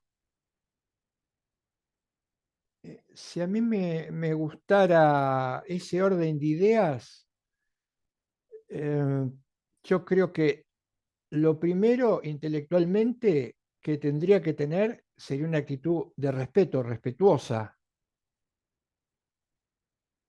muy respetuosa a John Stuart Mill, que, que fundó lo que nosotros conocemos como liberalismo. Por eso la palabra que yo decía ejemplificaba era la palabra libertad. Muy, muy respetuosa. ¿Por qué muy respetuoso? Porque no podría proponer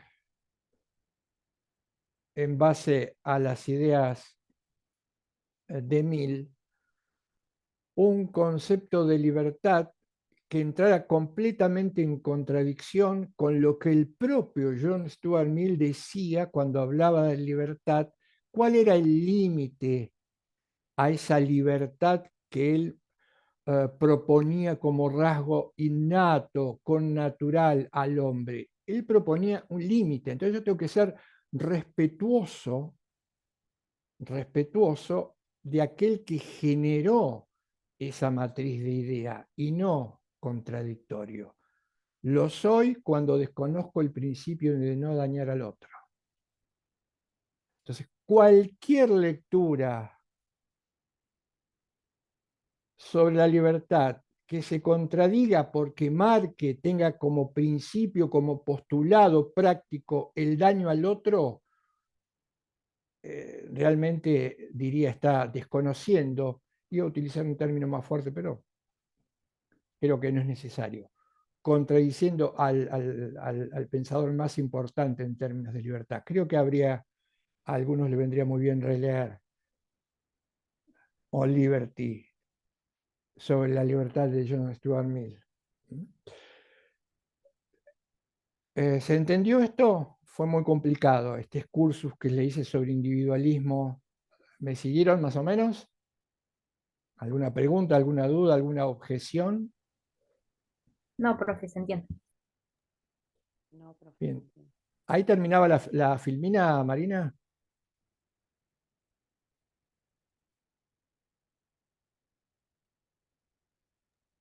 Sí, Carlos, sí, sí. Esa era la última.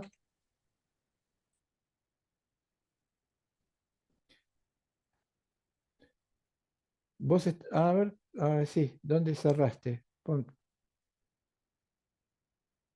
¿Lo otro lo comentamos? ¿Lo que venía después o te quedó algo?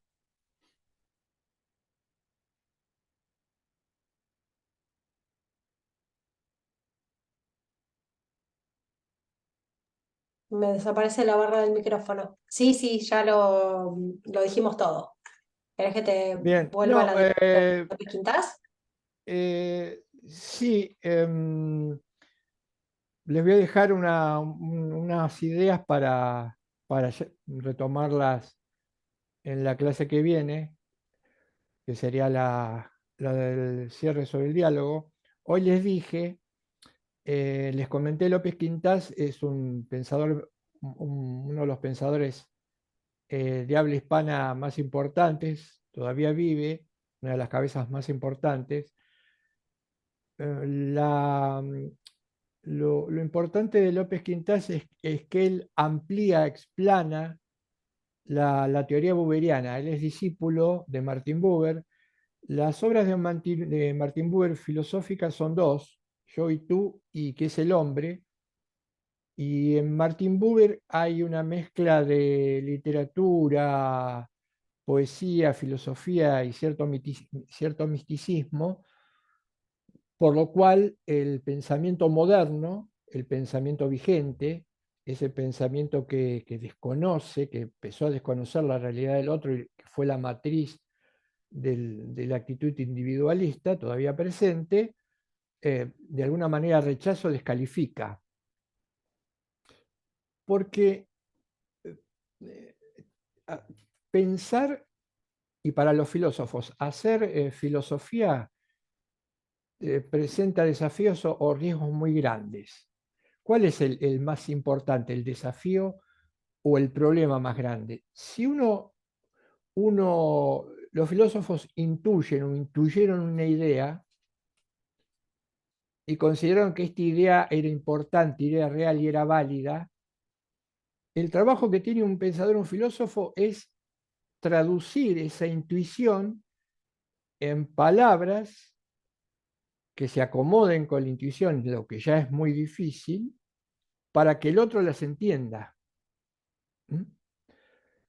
Fíjense lo difícil que es muchas veces, experimentenlo con ustedes mismos, tal vez ya lo hicieron, lo difícil que es muchas veces pensar algo y después encontrar las palabras exactas o justas que permitan que eso que uno está pensando lo entienda el otro que me está escuchando. Es dificilísimo. Dicho sea de paso, en el mundo en el que vivimos, decía este pensador surcoreano, eh, esto es prácticamente imposible él lo llama en la edad del WhatsAppeo, del WhatsApp, es prácticamente imposible. ¿Mm? Términos con 4 o 5 palabras que parece que no tienen hilación, que se repiten, es dificilísimo si es que quisiera tener a alguien expresar una idea, que el otro pueda descubrir. Ya es un jeroglífico el significado, imagínense descubrir un sentido, si es que tuviera un sentido. Él dice que, este autor dice que el diálogo, que tiene que ver con la comunicación, en el mundo de hoy que prescinde de la presencia física del otro, corta la comunicación. No hay comunicación real si no hay presencia física del otro. Entonces, pero volviendo a la idea o a lo que les contaba, la relación entre Buber y López Quintás.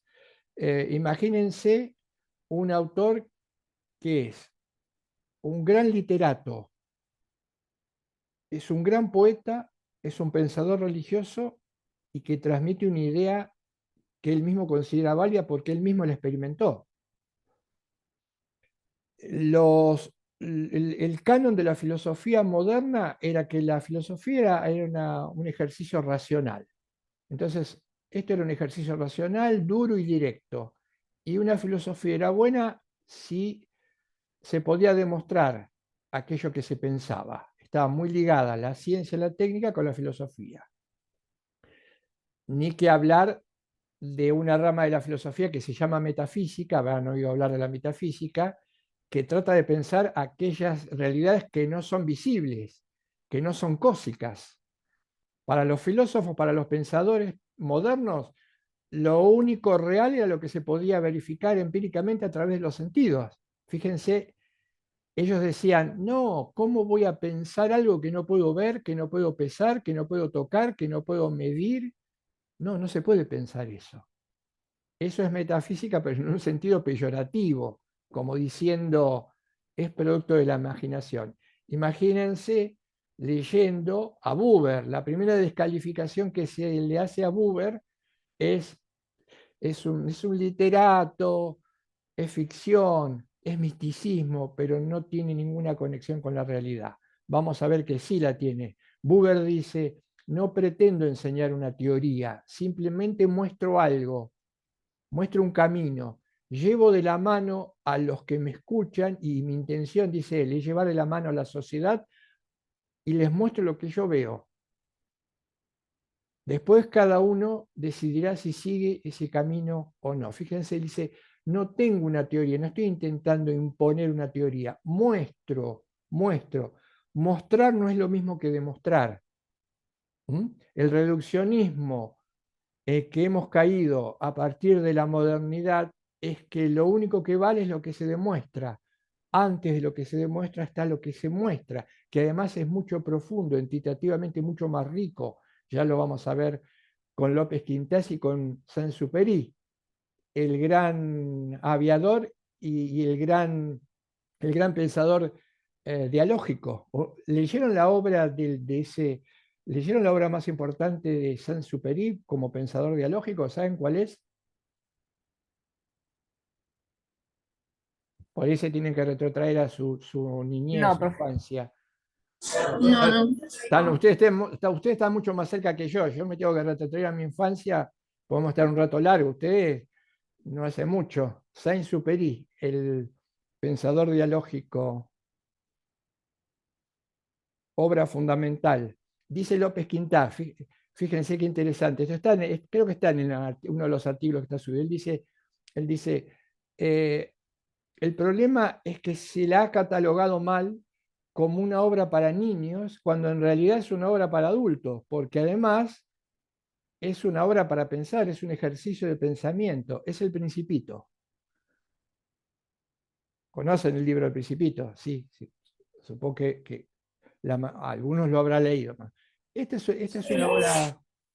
una obra de filosofía fundamental.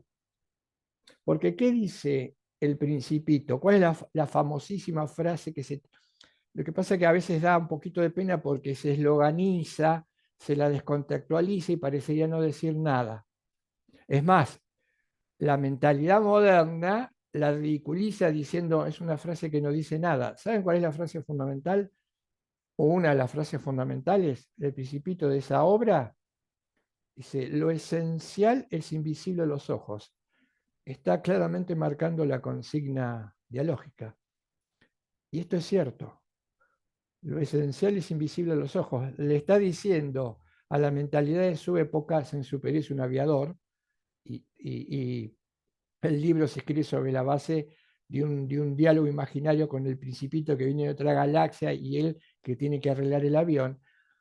Es precisamente esa idea. Si lo esencial es invisible a los ojos, es porque tal vez lo esencial no se pueda percibir ni con la vista, ni con el tacto, ni con el oído, ni con el gusto, aunque nuestro aparato perceptivo necesariamente tenga que arrancar por acá. Pero los modernos que nos legaron y que nos grabaron a fuego, todo aquello que no se puede ver, todo aquello que no se puede tocar, todo aquello que no se puede sentir, oír y gustar, no es real. Ahí está la clave. Y retomaría con un ejemplo de Héctor. Cuando él dice, eh, nosotros hablamos de que hay una esencia o naturaleza humana, que las estamos explicando, todavía nos falta mucho. Y también decimos que hay una esencia del derecho, porque el derecho es un producto de la creación humana. ¿Cuál es la esencia de lo humano? Y Héctor decía, eh, cuando se aparece el otro, más allá de la implicancia que la presencia del otro, ya como decíamos hoy, y después vamos a profundizar si se quiere, implica la posibilidad del inicio de un encuentro. ¿Qué tengo? Una imagen, una presencia física, una estructura física. ¿Qué tengo? Un cuerpo, un objeto si se quiere, un producto de la biología cubierto con lo que hoy podríamos denominar ropa. Podemos decir, y no estaríamos cerrando, mira, ahí hay una persona. En donde sí estaríamos errando, y mucho, lamentablemente, y siendo prejuiciosos e irrespetuosos y además ignorantes, es en decir lo siguiente: a ver, ¿cómo está vestido? A ver, eh, color de tez, cabello, escucho que dice algo, no entiendo lo que dice. Cuidado, porque probablemente el que tengamos enfrente, que no conocemos, no entiendo lo que me dice, viste de una manera rara, no viste como vestimos nosotros, y además tiene ciertos rasgos físicos que no son los nuestros. ¿No será un extranjero que viene a robarnos? No tenemos nada. Si con eso pretendemos definir la esencia personal de aquel que me confronte, decía Héctor, es como tener una foto, no tengo nada del otro. Nada. ¿Por qué? Porque lo que hace a su esencialidad, a su diferencia, a su ser personal, está oculto. Está oculto detrás de sus ropas, está oculto detrás de su manera de expresarse, está oculto detrás de su lenguaje. Para conectarme, para encontrarme con el otro, tengo que dejar de lado todo esto. Los griegos dirían, sacar todos los velos que hace que impidan que vea el sentido más profundo del que tengo enfrente. Pero claro, esto cuesta trabajo, ¿no? No sé si lo hacemos, pero para descargo nuestro, vivimos en una sociedad que no promueve esto, sino que precisamente propone o induce a todo lo contrario. ¿Mm? Parece que el diferente tiene que ser excluido, el distinto tiene que ser excluido. Hoy estaba pensando y en lo que pensaba cuando leí ese párrafo del coreano era otra cosa, eh, porque somos una sociedad individualista, pero también tenemos mucho de colectivista. ¿Qué sería colectivista? Y colectivista sería como hundirnos en la manada, en la especie, en el grupo. Y este autor dice, ¿cuándo hacemos eso? Y fíjense, dice, las tendencias y lo viral, dice el coreano. En las tendencias. todo el mundo entonces va atrás de la tendencia. Las tendencias dicen que hay que salir con una media roja en la oreja izquierda y la desesperación porque hay que salir con una media roja en la oreja izquierda porque yo quiero representar la tendencia, pero porque además representar la tendencia implica hacer lo mismo, se supone, con 1.000.000, 1.000.000.000, una multiplicidad de sujetos que van a consumir, como decía una profesora, esa bufanda roja que tiene que llevarse porque no habría lo mismo que una bufanda gris. Y además dice el coreano dice otra cosa interesantísima, dice lo viral. ¿No? Lo viral, lo que se sube, lo que se replica, lo que tenemos que hacer, tenemos que sacudirnos frente a la cámara, porque hay uno que se sacude frente a la cámara y hace así con la mano. Lo viral implica conectarse en el todo y perder la propia identidad, ¿no? Fíjense qué paradójico. En una sociedad individualista destruida por la digitalización en punto a la comunicación, que también es colectivista por la tendencia, pero es lo contrario, ¿no? Al mismo tiempo. Se puede lo contrario al mismo tiempo, que es la tendencia y la viralización. Les dejo para ir pensando, bueno, retomaba y cerraba la idea de Saint-Exupéry. Lo esencial es invisible a los ojos. Tres notas del fundador del diálogo, de Martin Buber.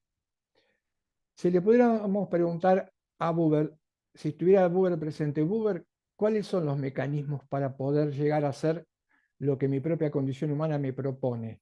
Y que usted dice se produce en el encuentro, en el entre. El entre implica, Buber dice, el entre significa que la realidad de lo humano no está en mi individualidad ni en mi mezclarme en el todo.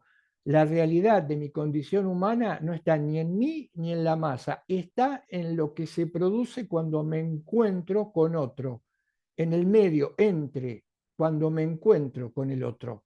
Por eso, no voy, dice Buber con verdad, no busquemos la identidad humana en el individuo aislado, ni busquemos mucho menos la identidad humana en la masa, en el colectivo, en el grupo o en el todo. Tres notas, diría él. ¿Cuáles son esas tres notas? ¿Cómo sé cuando estoy en presencia de un genuino y un auténtico encuentro con otro? Buber, ¿cuál es la pista? Y él dice, se dan estas notas. Con el otro nos expresamos la primera, con el otro nos expresamos sin reservas. Aclaro, no se descorazonen con el grado de dificultad de estas tres notas que va a marcar Buber, ¿no? Porque uno lo primero que hace cuando alguien le dice, y es esto, y primeramente mira lo que hace, mira en el entorno, mira el mundo, no hay que descorazonarse, vamos por la primera recién, nos tenemos que expresar sin reservas. Segundo, tenemos que estar libres de toda voluntad de parecer. Para darle un condimento más, Buber nos está diciendo, tenemos que dejar de lado el aparentar. No, se está volviendo complicado esto, ¿no? Y la tercera es volverse hacia el otro. Tratar de salirse de uno mismo porque la clave es volverse hacia el otro. Diría, más que por nosotros, por el contexto en el que tenemos que vivir, en el que tenemos que hacer otro. Es dificilísimo expresarse sin reservas, sin aparentar y volverse hacia el otro. Pero dice Buber, si esto no se produce, el diálogo no se genera. Aclaro, y lo dejo para la próxima, estamos hablando de encuentros o situaciones o momentos que no pueden ser 7x24. Dice Buber, los momentos del encuentro pueden llegar a ser excepcionales, pero se tienen que dar en algún momento. Si no, la vida del hombre gira estas relaciones, él las llama yo-tú. Usan los pronombres personales los autores dialógicos. Si no, vamos a vivir lo que vivimos habitualmente, dice él, en las relaciones yo-ello. ¿Cuáles son las relaciones yo-ello? Las relaciones de funcionalidad, diría Gabriel Marcel. De funcionalidad. Por ejemplo, en la división del trabajo, en el compartir tareas, en el desempeñar una actividad para otros.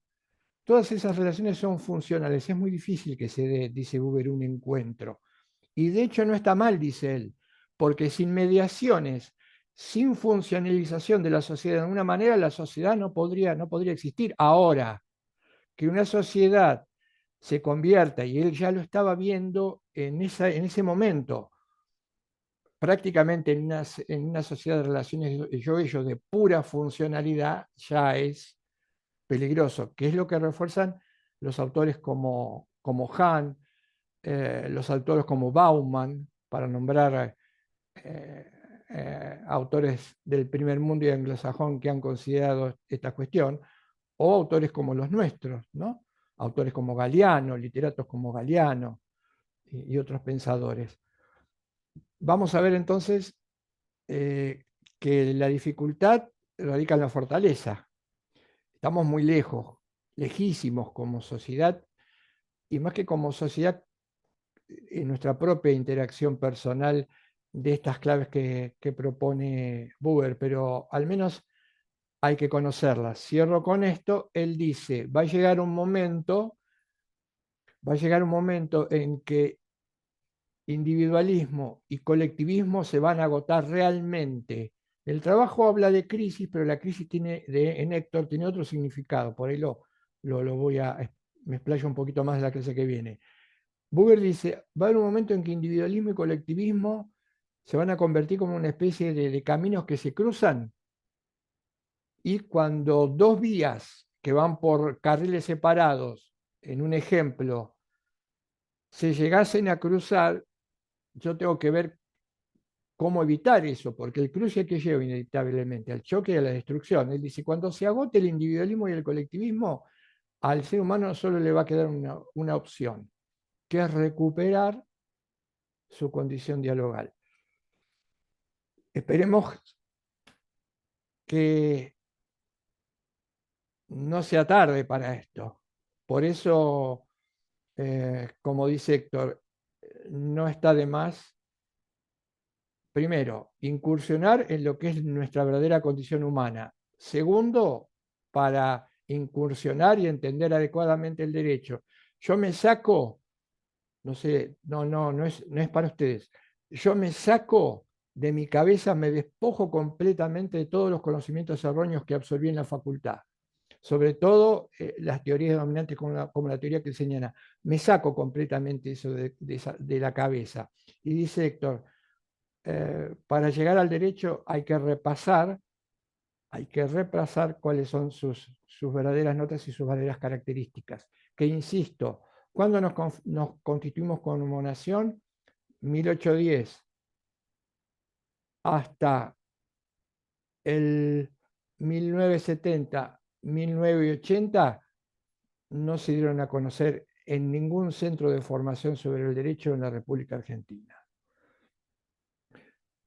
Bien, dejamos entonces por hoy, dejamos que piensen esto, que lo vayan pensando, y retomamos la clase que viene, es la última antes de la evaluación, y ahí vamos a hacer una especie de raconto y de resumen, y vamos a avanzar en algunas cuestiones que todavía no desarrollamos para que quede bien entendida esta perspectiva. A nosotros nos interesa muchísimo que se entienda cuál es nuestra condición humana, porque esa es la única llave que tenemos para poder acceder a la verdadera esencia del derecho. Entonces, para nosotros es crucial que les podamos hacer llegar de manera clara y ustedes puedan entender cuál es la condición dialogal. En eso ponemos todo nuestro empeño y todo nuestro esfuerzo. Tal vez lo otro sea más sencillo. Si no lo pudiéramos hacer, si no lo hiciéramos, diría, y esto creo que no pasaría, algo de capacidad para transmitirlo tenemos, habría que abandonar el curso, porque no se puede seguir enseñando algo que no se corresponde con lo que el alumno viene a aprender. si uno es honesto intelectualmente. Bien, mañana feliz día para todos, de descanso por la primavera, no hay actividades, de descanso para ustedes y para nosotros también, y nos estamos encontrando el lunes, nuevamente con la última clase. ¿Mm? Gracias. Hasta Gracias, la próxima. Profesor, le hago una Hasta la pregunta. Sí, sí, Buena cómo no. semana. ¿Se sabe, si bien el lunes es la última clase, entraría hasta lo que demos ese día, ¿no? Para el parcial del miércoles? Exacto, vamos a cerrar lo que va a ser el tema de la primera evaluación, que son las perspectivas antropológicas. Vamos a cerrar completando lo de diálogo y alguna nota más. Eso es lo que vamos a tomar en la primera evaluación.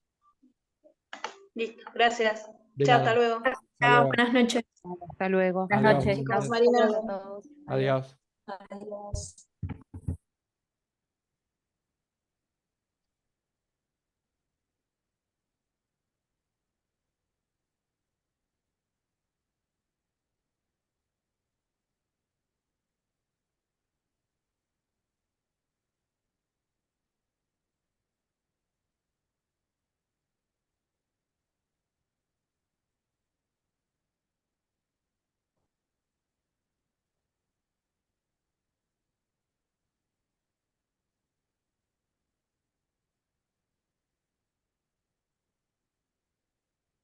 Ah, me Bueno, Ahora ganaste. sí. Ay, viste, Me vamos, ganaste es como vos. un juego. bueno. Vamos viendo quién saca antes.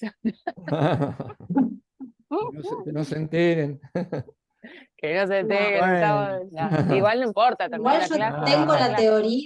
tengo la teoría de que los que sacamos dejaron la cámara prendida y están haciendo otras Sí, cosas. chao.